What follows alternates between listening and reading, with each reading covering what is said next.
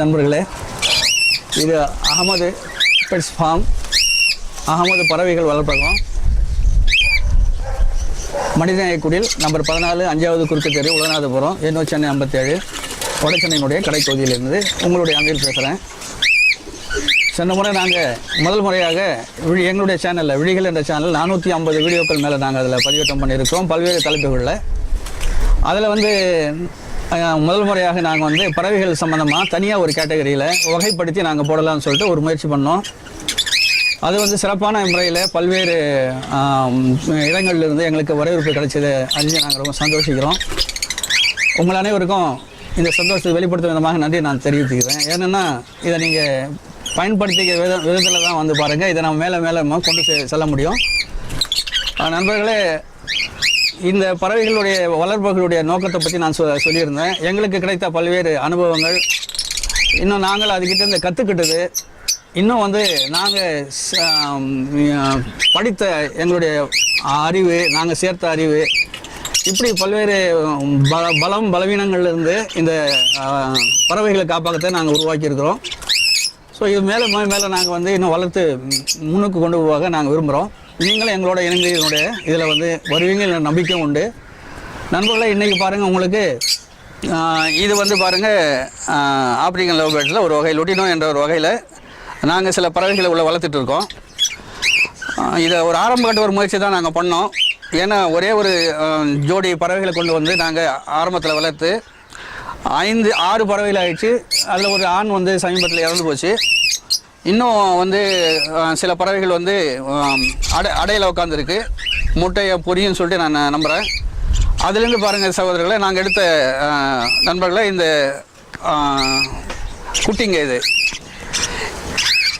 இது பாருங்கள். இது வந்து சின்ன கிட்டத்தட்ட ஒரு 2 வார குட்டிங்களை வந்து 3 குட்டிகள் இருந்துச்சு. அவங்க அம்மா அதை பெற்றோர்கள் வந்து என்ன செய்யுதுன்னு சொன்னால், அது கொத்துச்சோ இல்லை ஏதோ பை சான்ஸாக ஆக்சிடெண்ட் மாதிரி ஆகி அதனுடைய ரெக்கைகள் எல்லாமே வந்து சின்ன வயசில் சொல்ல போனால் இது வந்து காக்டெயில் குட்டி. இது இந்த வயதில் இந்த வயதை விட ரொம்ப சிறிய ஒரு வயதில் இருந்த குட்டிங்க. இப்படி அது அனாதையாக ஆகிற ஒரு சூழலில் ஒரு குட்டி இறந்து போச்சு. 3 குட்டியில் என்ன செய்யறது அப்படி தெரியாத ஒரு குழப்பமான சூழலில் அதை எடுத்து வளர்த்தா என்னன்னு சொல்லிட்டு ஆச்சு. ஏன்னா எப்போவுமே வந்து பெற்றோர்கள்லேருந்து குஞ்சுகளை பறிக்கிறது, தனியாக பிரிக்கிறது வந்து சரியான ஒரு பறவைகள் வளர்ப்பகத்தினுடைய தார்மீகம் கிடையாது. ஏன்னா சில அறநெறிகள் இதுக்கு உண்டு. அதனுடைய பறவைகள் வந்து முட்டையிடும் போது அது முடிஞ்ச அளவுக்கு அது தொல்லை தராமல் அதனுடைய பிரைவேசி அந்தரங்கத்தை வந்து பாதிக்காத மாதிரி நம்ம அதை பாதுகாத்து வளர்க்குறது, இப்படி வந்து அதனுடைய சூழலில் முடிஞ்ச அளவுக்கு இயற்கை சூழல்களை உருவாக்கி தர்றது என்று சொல்லிட்டு அதுக்கு நிறைய வந்து பறவைகளுக்கான உரிமைகள் நிறைய இருக்குது. இப்போ அது ஒரு தயக்கத்தில் என்ன செய்யுதுன்னு சொன்னால், இதை எப்படி நம்ம எடுத்து கையாளணும் தெரியாத ஒரு குழப்பத்தில் வேறு வழியே இல்லை. எல்லாம் இந்த 2 குட்டிங்களும் செத்து போயிடும். அந்த சூழலில் வந்து வீட்டில் கொண்டு வந்து நான் ஆரம்பத்தில் சொன்னேன், இந்த குட்டியை விட ரொம்ப சின்ன குட்டிங்களாக இருந்துச்சு அதுங்க. சரி, வேறு வழியே இல்லைன்னு சொல்லிட்டு நிறைய படித்து இன்னும் நிறைய வந்து இதை வந்து காணொலிகளில் பார்த்து நாங்கள் கற்றுக்கிட்டு என்ன ஆயிடுச்சுன்னு சொன்னால், அதை வந்து வளர்க்க ஆரம்பித்தோம். வீட்டில் வச்சு தனி ஒரு டப்பாவில் வந்து ஷூக்கள் போகிற ஒரு டப்பாவில் வந்து அதை காலணிகள் போகிற டப்பாவில் வந்து அதை வச்சு வளர்க்க ஆரம்பித்தோம். ஒரு நாளைக்கு வந்து 4 வேளை வந்து அதுக்கு உணவளிக்க ஆரம்பித்தோம் சிரிஞ்சு மூலிமா. நான் இன்னொரு வீடியோ வந்து உங்களுக்கு நான் அது போடுறேன் எப்படின்னு சொல்லிட்டு. இப்படி ஒரு சூழலில் வந்து என்ன ஆகி போச்சுன்னு சொன்னால், அது நான் ஒரு விதமான ஒரு சிரமப்பட்டு தான் நாங்கள் அதை இது பண்ணோம். ஏன்னு சொன்னால் எங்கேயும் போக முடியாது. 4 வேளைக்கு அந்த குழந்தைங்களுக்கு தீனி ஊட்டுற நமக்கு குழந்தைங்களுக்கு ஃபீட் பண்ணுற மாதிரி தான், சின்ன வீட்டில் இருக்க குழந்தைங்களுக்கு ஃபீட் பண்ணுற மாதிரி அதுக்கும் வந்து நாம் வந்து கவனம் செலுத்தி வந்து அந்த குட்டிகளை பாதுகாக்கணும். அதனால் வந்து எங்கேயாவது போகணுன்னா கூட நம்ம அதை எடுத்துன்னு போக வேண்டிய ஒரு சூழல் ஆகிப்போச்சு. ஒரு விதத்தில் வந்து அதை வந்து நம்ம வந்து வளர்த்துட்டோம். இன்றைக்கி வந்து ஒரு செமி அடல்ட் ஸ்டேஜில் வந்து அது இருக்குது. இன்னும் கொஞ்ச நாளில் வந்து அது வந்து ஒரு பருவநிலை எழுதிடும் அப்படின்னு சொல்லிட்டு நம்பிக்கையாக இருக்குது. ரொம்ப கிண்டல் பிடிச்சது, ரொம்ப குறும்பு சேஷ்டைகள் வந்து அதிகமாக பண்ணோம் இது 2 பறவைகளும். நாங்கள் ரெக்கை இதில் வெட்டாதனால நாங்கள் மூடி வச்சுருக்கிறேன். இதில் அதை வந்து ட்ரிம் பண்ணுன்னு சொன்னால் இன்னொரு வீடியோக்களில் வந்து ட்ரிம் பண்ணி நாங்கள் உங்களுக்கு காட்டுறோம். எப்படி வந்து நம்மளோட பழகி மேலே வந்து உட்காருது, எப்படி கொஞ்சுது அப்படின்னு சொல்லிட்டு ரொம்ப மகிழ்ச்சியான தருணங்கள் வந்து இந்த பறவைகள் நமக்கு தருது. இப்போது வந்து பாருங்கள், இதே மாதிரி ஒரு 4 குட்டி வந்து நமக்கு காக்டெயில் வந்து பொரிஞ்சுது. 4 குட்டிங்க பொரிஞ்சுது.